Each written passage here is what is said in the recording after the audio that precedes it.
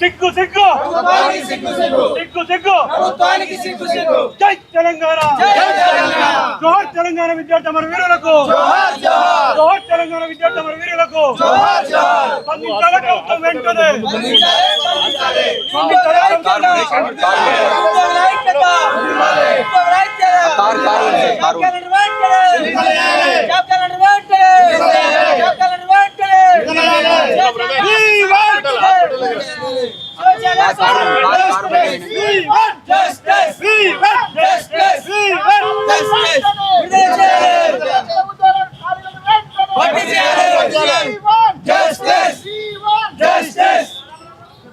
అశోక్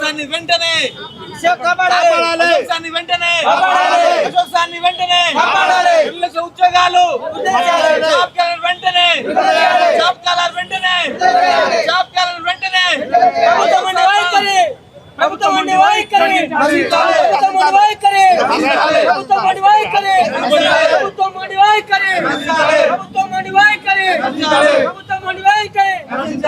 ప్రకటించాలి job calendar వెంటనే 2 లక్షల ఉద్యోగాలు వెంటనే 2 లక్షల ఉద్యోగాలు వెంటనే 2 లక్షల ఉద్యోగాలు వెంటనే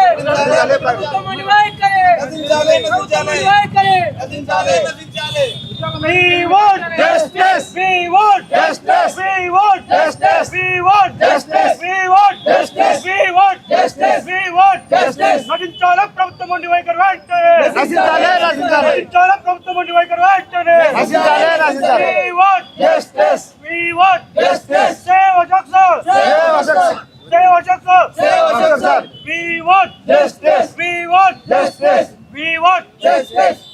2 లక్షల ఉద్యోగాలు జాబ్ క్యాలెండర్ అశోక్ సార్ని 2 లక్షల ఉద్యోగాలు జాబ్ క్యాలెండర్ నిరుద్యోగుల ఐక్యత జాబ్ క్యాలెండర్ వెంటనే We want justice. We want justice. We want justice. We want justice. ఉద్యోగ నోటిఫికేషన్ వెంటనే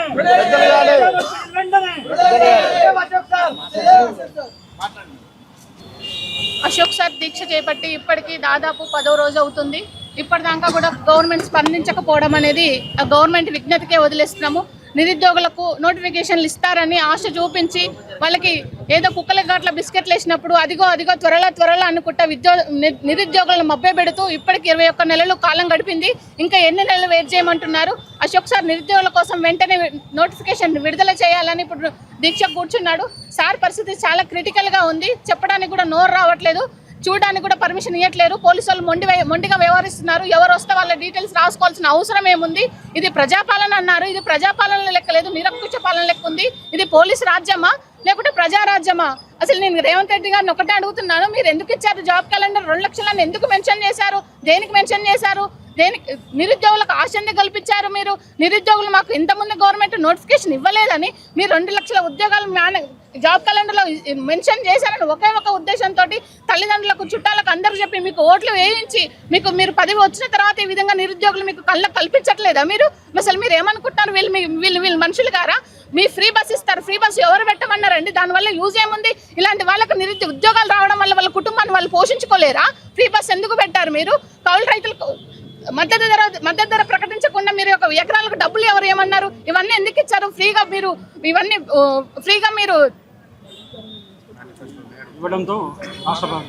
ఫ్రీ హామీలు ఎందుకు ఇచ్చారు? మీరు ఉచిత హామీలు దేనికి ఇచ్చారు? అదే ఉద్యోగాలు ఇస్తే వాళ్ళు ఉద్యోగం చేసుకుని వాళ్ళ కుటుంబాన్ని పోషించలేరా? వాళ్ళ తల్లిదండ్రులను పోషించలేదా? ఇంత నిరుద్యోగుల మీద గవర్నమెంట్ ఇంత మొండిగా వ్యవహరించమనేది వీళ్ళకి ఫ్యూచర్ లో వీళ్ళకి అర్థమవుతుంది. ఇప్పుడు అర్థం కాదు. నేను చెప్తున్నాను, వెంటనే జాబ్ క్యాలెండర్ రిలీజ్ చేయాలి. సార్ ప్రాణాలు కాపాడుకోవాలి. అదే విధంగా నిరుద్యోగులకు కూడా న్యాయం చేయాలి. ఇంకా మభ్య పెడితే చూసుకోవడానికి వాళ్ళు చదువుకున్నారు కాదు. నేను ఒకటే చెప్తున్నాను, నిరుద్యోగులు కూడా మీకోసమే చార్జ్ చేస్తున్నారు, నా కోసం నా పిల్లల కోసం చేయట్లేదు. సార్ పరిస్థితి చాలా క్రిటికల్ గా ఉంది. సార్కి మాత్రం ఏమనైతే మాత్రము మేము కూడా ఉండము. మా ఫ్యామిలీని మీరు ఉంచాలనుకుంటే ఈ గవర్నమెంట్ నోటిఫికేషన్ ఇవ్వాలి, మీరు ముందుకు రావాలి, మేమంతా మీరు చెయ్యాలి. గవర్నమెంట్ తప్పకుండా నోటిఫికేషన్ ఇస్తుంది. నేను చెప్తున్నా ఒకటే, మా ఫ్యామిలీని సార్ని కాపాడుకుంటారా? మీరు ఏం చేస్తారని నేను మీ చేతిలో గవర్నమెంట్ సార్ని కానీ నా కుటుంబాన్ని మొత్తం కూడా నిరుద్యోగుల చేతుల్లో గవర్నమెంట్ చేతిలో పెట్టినండి. మీరు ఏం చేస్తారో చెయ్యండి. అంటే దాదాపు 10 రోజులలో ఎవరు కూడా స్పందిస్తలేరు ఎప్పటి రోజుకి. అదే అండి అధికార పార్టీ నుంచి ఎవరైనా వచ్చి మద్దతు తెలపడం కానీ కనీసం ఆ రోజు వచ్చి ఆశ చూపించారు సార్, నన్ను నమ్ము, నేను తెప్పిస్తాను మీకు అని ఆ రోజు అశోక్ సార్కి మాయ మాటలు చెప్పి నిమ్మరసం ఇప్పించాడు. మరి ఈ రోజు ఏమైందండి? ఇప్పటికీ అది అయ్యి కూడా దగ్గర 1.5 year కావాల్సింది. ఇప్పటిదాకా కూడా గుర్తుకు రాలేదా మీకు? ఇప్పటిదాకా కూడా మీరు నిరుద్యోగులు మీరు కళ్ళ కనిపించట్లేదా? ఆ రోజు మీరు ఎందుకు ఆశ చూపించారు? మీరు 2 సంవత్సరాలుగా వస్తుంది, ఇప్పటిదాకా నోటిఫికేషన్ ఎందుకు ఇవ్వట్లేరు? అదే హామీ ఎందుకు ఇచ్చారు అప్పుడు? మేనిఫెస్టోలో పెట్టకుంటే వాళ్ళు కూడా ఎవరిని రాజ్యం పదవి అప్పచెప్పుతారో వాళ్ళకే ఎదురు కదా ఓట్లు. దేనికి ఇవ్వాలి?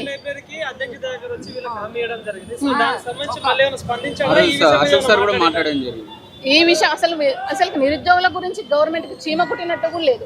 వస్తున్నారు వాళ్ళు షోకాప్ డబ్బలాగా వస్తున్నారు, ఏదో మీడియాలో ఏదో 4 మాటలు హామీ ఇస్తున్నారు, వెళ్ళిపోతున్నారు అంతే. దాన్ని అమలు చేసేటప్పుడు ఎవరు లేరు. అసలు రేవంత్ రెడ్డి వీళ్ళని కలుస్తుందా? వీళ్ళకి ఇన్ఫర్మేషన్ వెళ్తుందా? అసలు వీళ్ళకి అసలు ఎమ్మెల్సీ వాళ్ళు వీళ్ళు పలానా దగ్గర నిరుద్యోగుల దగ్గరికి వెళ్తున్నారనే అంశం రేవంత్ రెడ్డి దగ్గరికి పోతుర్రా? వీళ్ళకి అసలు అపాయింట్మెంట్ ఇస్తున్నారు ఇయర్ కూడా అర్థం కావట్లేదు. మరి రేవంత్ రెడ్డి అసలు వీళ్ళకి ఒక నాయకుడు ఉన్నారా? ఎవరికి వాళ్ళ తోపులు అనుకుంటారు అసలు వీళ్ళు?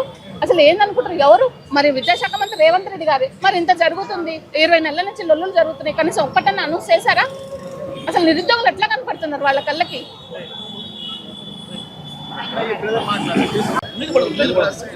ఈరోజు అశోక్ సార్ దీక్ష చేపట్టి దగ్గర 10 రోజులు కావస్తుంది.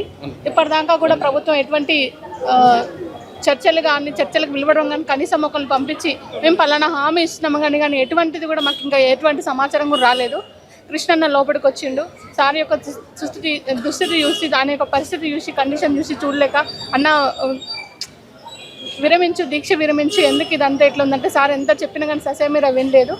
అన్న కూడా ఒక హామీ ఇచ్చిండు, నేను వెళ్తాను అక్కడికి, వెళ్ళి నేను వాళ్ళతో మాట్లాడి నేను దీని గురించి ఏదో తెలుసుకుంటానని సార్ కూడా హామీ ఇవ్వడం జరిగింది.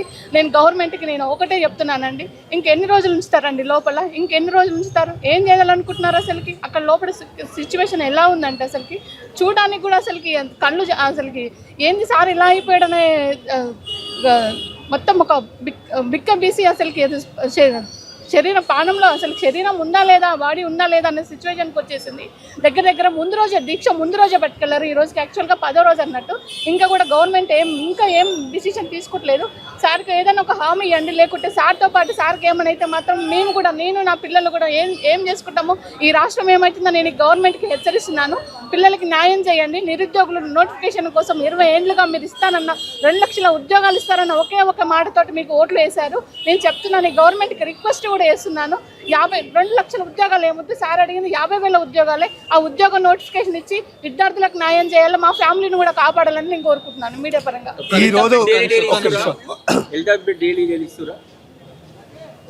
బీపీ షుగర్ టెస్ట్ చేస్తున్నారు, బ్లడ్ టెస్ట్ రోజుకి ఒకసారి చేస్తున్నారు. నిన్న కీటోన్స్ మొత్తం పడిపోయినాయి. ఈ రోజు కూడా క్రిటికల్ గానే ఉంది. ఇంకా కిడ్నీ ఫంక్షనింగ్ కూడా తగ్గిపోతుందని చెప్తున్నారు డాక్టర్.